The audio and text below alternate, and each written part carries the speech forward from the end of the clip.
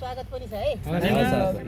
हामी नितान्तै कृषिमा कार्यरत लुम्ले भुइँ अथवा कृषि अनुसन्धान निर्देशनालय लुम्लेमा आज प्रवेश गरिरहेका छौँ। यो हाम्रो यहाँको हेलिप्याड हो, ब्रिटिसको पालाको। यसलाई हामी हेलिप्याड भन्छौँ। यसलाई नामाकरण गरिएको छ इलाम। यो इलाम चिया बगैँचा। अब यसको स्थापनातिर जाउँ। यो 2024 सालमा स्थापना भएको हो। यसको उद्देश्य के हो त भन्दा तपाईहरु जस्तै आर्मी, ब्रिटिस आर्मीमा कार्यरत ब्रिटिस आर्मीहरूलाई आर्मीको रिटायर पश्चात नेपालमा गएर कृषि सम्बन्धी केही ज्ञान हासिल गरून् भनेर एउटा ट्रेनिङको रूपमा खोलिएको ट्रेनिङ सेन्टर हो यो सुरुमा। अनि त्यस पछाडि यसलाई बिस्तारै त्यो रिटायर आर्मीहरूले चाहिँ बिस्तारै काम गर्दै गए। यहाँ लगभग 350 जना जति सरहरू यहाँ प्रवेश गर्दाखेरि 350 जनासम्म स्टाफ थिए। साह्रै धेरै नै थिए के यो अब सानो उसमा धेरै नै थिए। त्यस पछाडि बिस्तारै त्यो ब्रिटिसले धेरै कामहरू गर्दै गयो। यहीँ आउँथ्यो, यही हेलिप्याडमा बस्थ्यो। अब उसले गर्नुपर्ने सेवा सुविधा यताउता गऱ्यो, लिनुपर्ने के थियो लियो होइन।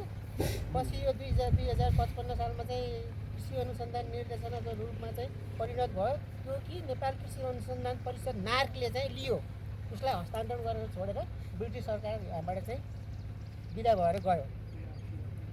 अब अहिले हामी यो समुद्री सतहबाट 1675 मिटरको हाइटमा छौँ र योमा चाहिँ हामीले खास के गरेर के छ भन्दाखेरि एउटा विशेष गरेर हर्टिकल्चर छ, तपाईँहरू अहिले यहाँ देख्नुहुन्छ यसका फ्याकल्टीहरू।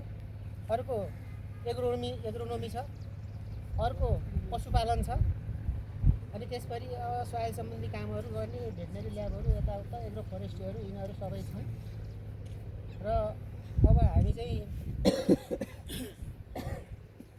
डुल्ने क्रममा जो हामी भित्र भ्रमण गरिन्छ, भ्रमण गर्ने क्रममा कस्तो छ भने यताउता फुलहरू होला, त्यसमा नटिलिने, हात नहालिदिने होइन।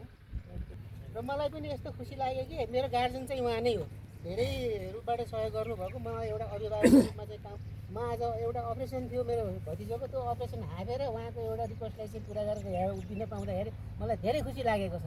यसमा हजुरहरूले पनि धेरै खुसी मान्दिनु होला। मेरो यो यहाँको कार्यकाल चाहिँ लगभग 36 वर्ष भयो है। त्यो भएको हुनाले म यहाँको पनि धेरै पुरानो मान्छे हो। यहाँहरू सबैलाई फेरि पनि स्वागत भन्दै अब हामी चाहिँ यसो घुम्नुतिर लाग्यो हुन्छ। र हामी प्रवेश गर्दैछौँ। यो यहाँको चाहिँ तर विशेष गरेर तरकारी डेमोन्स्ट्रेसन प्लट हो। यो डेमोन्स्ट्रेसन तथा सिड प्रडक्सन ब्लक हो। यहाँ विभिन्न किसिमका बिउ उत्पादनहरू छन्, तपाईँहरूले देख्दै हुनुहुन्छ। यो पहेँलो सुकेर गएको चाहिँ सिक्किम लोकल भन्ने केरा हो। त्यसभन्दा मुनिको चाहिँ काठमाडौँ लोकल भन्ने काउली हो। यिनीहरू चाहिँ हामीले मूल बिउको रूपमा उत्पादन गर्छौँ र बिउ उत्पादन गरिसकेपछि कृषकको घर दैलोमा पुग्ने गरेर उन्नत बिउको रूपमा चाहिँ प्रडक्सन गर्नलाई चाहिँ हामीले मूल बिउ दिन्छौँ। अनि किसानले त्यही उन्नत बिउ प्रडक्सन गरिसकेपछि तरकारी बाली उत्पादनको लागि बिउ प्रयोगमा ल्याउँछन्। त्यही नै हो। कृषिको लागि पृथकताको दूरी भन्ने हुन्छ नि होइन। पृथकताको दूरी कायम गर्नलाई धेरै ठाउँ लाग्ने भएको हुनाले सर्टेन ठाउँमा बिउ उत्पादन गर्नलाई चाहिँ हामीले यो जाली लगाइएको है। यसलाई विशेष गरेर प्रजननकर्ताले ब्रस र हातको माध्यमले परागसेचन क्रिया गरेर सिड प्रडक्सन गरिन्छ र कोसा लाग्छ है त।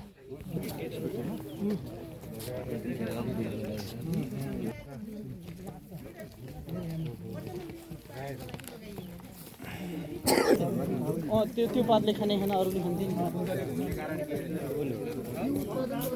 के छ यसको?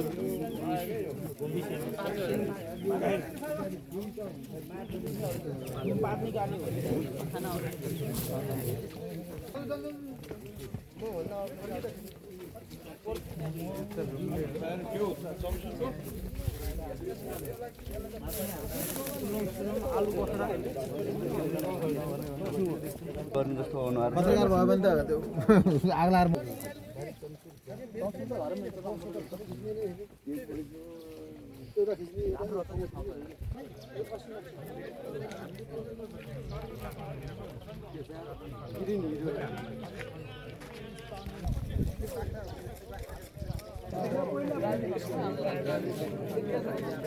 यहाँबाट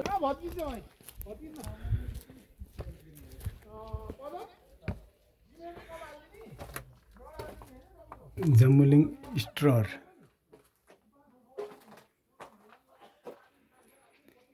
यो चाहिँ अन्डरग्राउन्डभित्र छ। यहाँ चाहिँ केही सामानहरू हार्भेस्ट गर्नको लागि राखिने हो।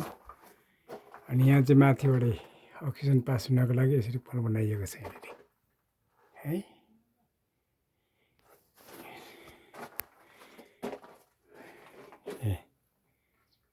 बाहिरको दृश्य यो हामी बाहिर निस्किँदैछौँ।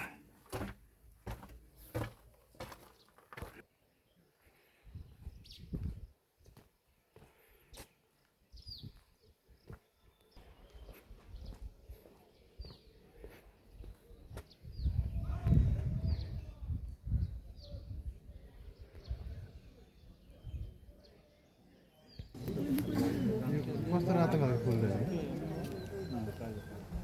रातो फुल